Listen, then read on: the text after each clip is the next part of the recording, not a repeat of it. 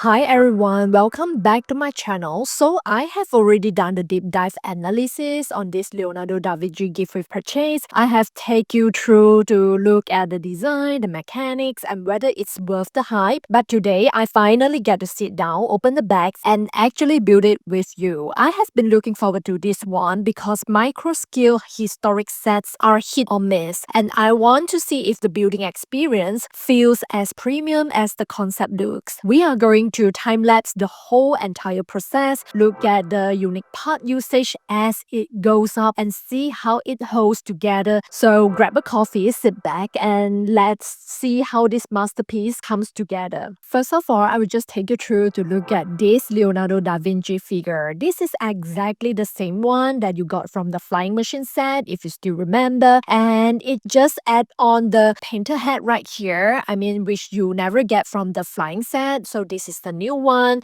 Of course, he has to hold on to a painting brush and also a watercolor palette right there. You will notice Leonardo is actually holding on a bright blue paintbrush. It seems like a random choice next to the greenish Mona Lisa towel, which you will see later on, but there's a brilliant historical Easter egg here. Da Vinci pioneered a technique called sfumato, where he used deep blue and color undertones to layer shadows before painting skin tones. Not only that, but digital scans prove that Mona Lisa's background sky was originally a brilliant lapis lazuli blue before 500 years of varnish turned it into green. Lego is literally giving us Da Vinci using his original palette, correcting history right in his workshop. And of course, you got a green apple on the table to keep himself hydrated and filling. And the construction of the easel right here is definitely quite impressive. I never thought that all these tiny bricks will come up with a quite stable easel. And you can actually place a painting brush just underneath the Mona Lisa painting because there is a tiny gap between the paint itself and the easel stand. And yeah, I think this is a very intentional design right here. I just love the Mona Lisa painting because it is in minifigure form, which I think is super cute and super collectible because this is printed, it's not sticker at all. Definitely, it is quite worth it if you are aiming to get this gift with purchase by purchasing your desired Lego set. I think this is a good choice. Moving on, I will just build the ornithopter plane, which is the flying machine, a tiny version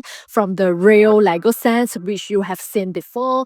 And the construction of this one is quite impressive as well. I love it because the wings you can actually moving up and down once you have done with it, and it's just so simple, the whole construction, but it can definitely tell that this is the tiny version of the flying machine. It's so representative and highly recognizable, and you can actually place this one just at the back of Leonardo da Vinci, let it fly on it, and I think this is super adorable and super cute and such a clever idea. And you can actually place on the wall as well, which you will see at the end of this video. So please stay tuned and watch until the end. Moving on, I will just build the base of the whole workshop, which I find it quite interesting, building technique from certain angle, but I don't really like this, sort of like a brick right here, which is quite easily fall out after you install them together. Maybe place it flat on a surface when you're building it. But here I just want to show you a clearer picture. That's why I am holding the base up, and it can be folded out quite easily. I believe once you install it without moving it around, I think that should be fine.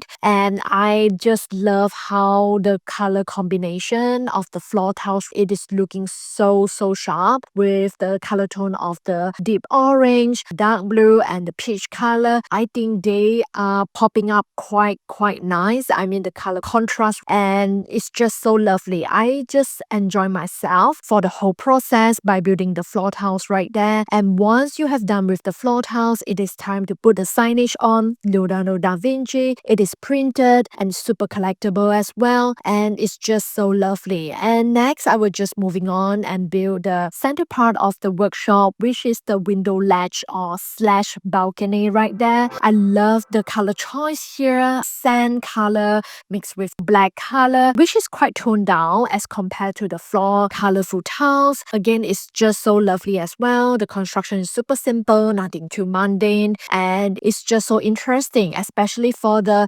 foliage here, which is the tiny plant just hanging down by the wall. I believe this is not like for 18 plus, to be honest. I think this could be easily, set for 9 years old and above if they pay attention to the building instruction. I think this is quite easy to build, and I just love the cat because this is the first time I got to collect this cat mold right here. And next, we will just moving on to build the shelf, which is filled with all the painting materials, including some crystal as well. Or maybe it's citrines. I'm not too sure what kind of crystal are they. And the purple one, maybe it is an amethyst, ametrine. I'm not too sure about that. It is just so interesting to see, these kind of details on the shelf for Leonardo da Vinci. And the construction of the wall and the shelf are so simple as well. And on the left, you got this window hinge whereby you can open it up and close it up. It's just so fast free. It's just so easy. And with a lighted candlestick, which I think is so appropriate for ancient times whereby they need a lot of sunlight going through that window, whereby you just open up the window hinge and at night time you can just use the candlestick, which I think is super relatable. I just love the whole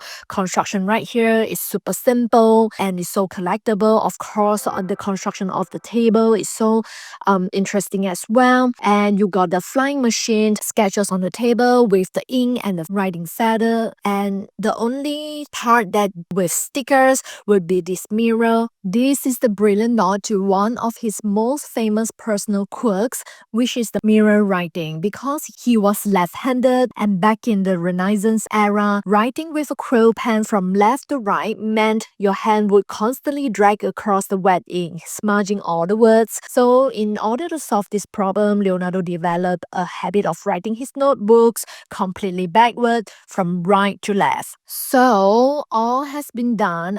All the build is super easy and it's time to put up more details. If you got a chance to pick this one up, just do it. This will be looking super good next to Galileo Galilei if you already had it, or even the tribute to Jane Austen's books. These are incredible to just display together side by side. And here you have it, the completed Lego Leonardo da Vinci tribute. Now it's fully built and sitting on my desk. I can safely say that the building experience completely lives up to the design. It took about 30 minutes in real time, but every stage felt engaging. It doesn't just look like a Lego set. It looks like a display piece you will find in a museum gift shop. If you were on the fence about aiming for this gift with purchase, my final hands-on verdict is absolutely get it if you can. It's easily one of the most elegant small sets Lego has put out recently. If you want to see the full breakdown of the numbers and its long-term collector value, make sure you check out my deep dive video, which I will just link it down below. Let me know in the comments what your favorite detail of this set, and I will just talk to you in my next video, that's for sure. Take care and bye bye for now, everyone.